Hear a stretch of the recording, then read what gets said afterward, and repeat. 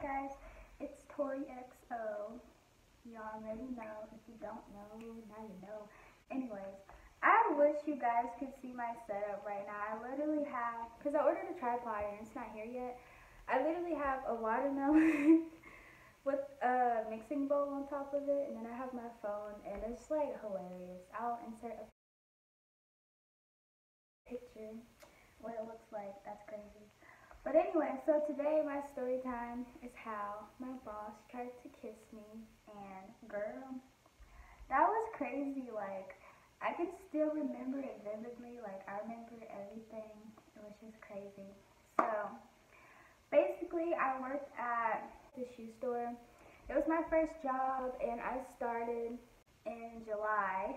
And the lady that hired me, like right when she hired me, assistant manager quit, and so we didn't have an assistant manager for like a month or so, and then we finally got an assistant manager, and his name was, let's just call him Dude. So Dude was like 27, and he had moved here from North Carolina or Wisconsin or something weird like that.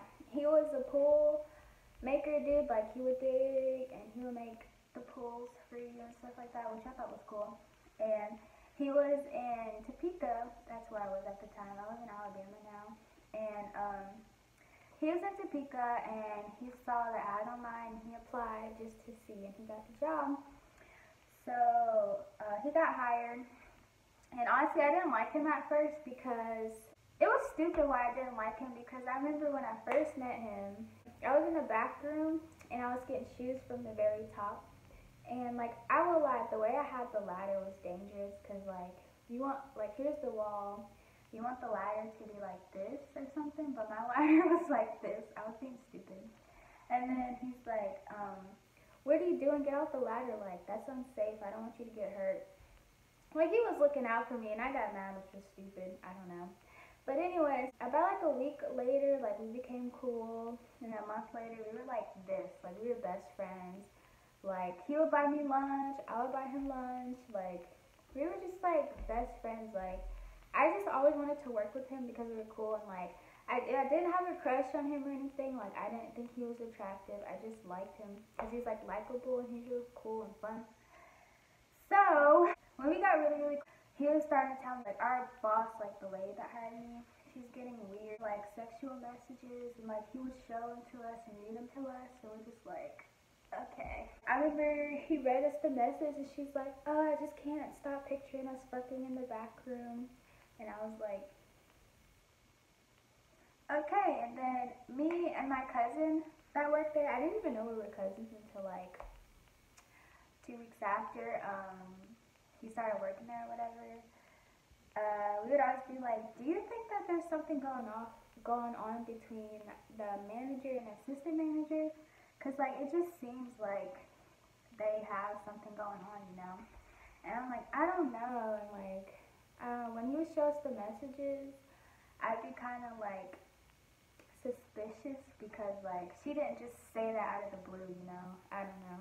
But anyway, like, the last time he read us the messages she sent, it was awkward because she walked in right when he was reading the messages, and me and my cousin are like, we didn't hear that.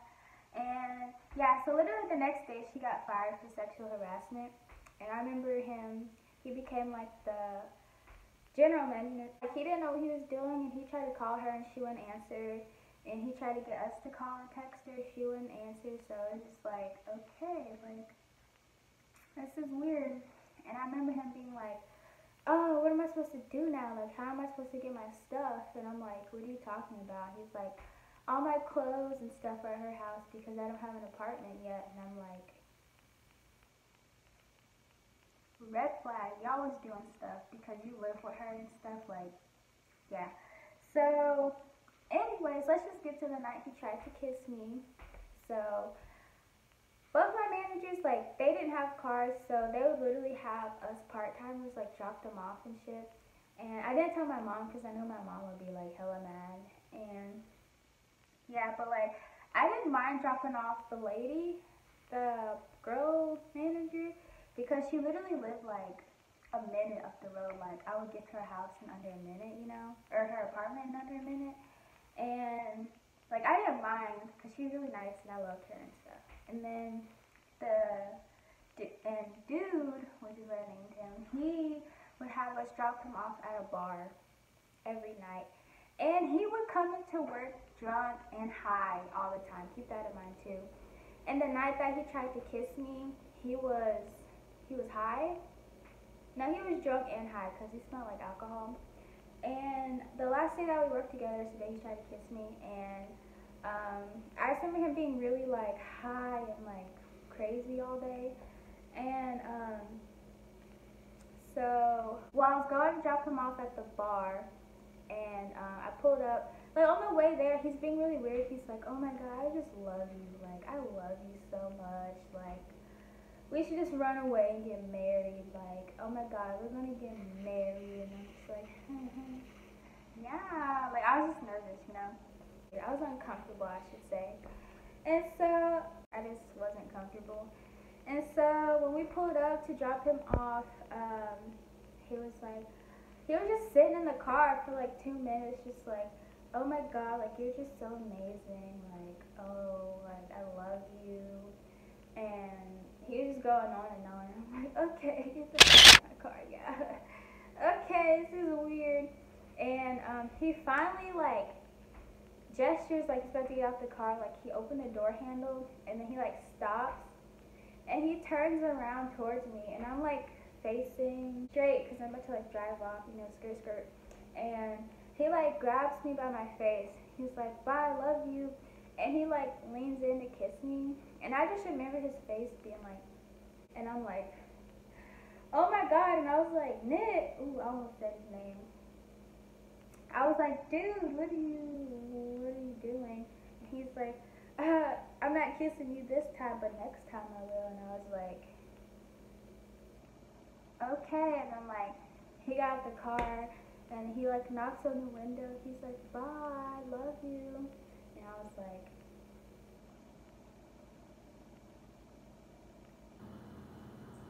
okay. Yeah, but like I was shook. I just wasn't expecting that, I guess you could say. But yeah, I was just like shook as hell. And then I'm like really bad at telling stories, I'm sorry. But then yeah, so like I texted my cousin that I work with and I'm like, "You'll never guess what happened," and like he tried to kiss me. And then he was like, "No way." And I'm like, "Yeah, dude, like what the fuck?" And then the next day he was supposed to work when I was working. And then it was some other manager there, like one of the head managers or whatever you want to call it. And I was like, "What's going on?" He's like, "Your old manager stole money from us, so now we have to come in and work for him and find a different manager." And I'm like, "He stole money?" And I was like, "How much did he steal?" He was like, "About 2 grand. It was getting suspicious, so we had to step in." And I was like, okay. That was crazy. And he was like, "Do you guys drop off the deposits at night?" And I'm like, "Yeah, we do." He was like, "You guys aren't supposed to do that." He was like, "I feel so bad for you because you guys had terrible management or whatever." And I was just like, "Yeah, you can say that."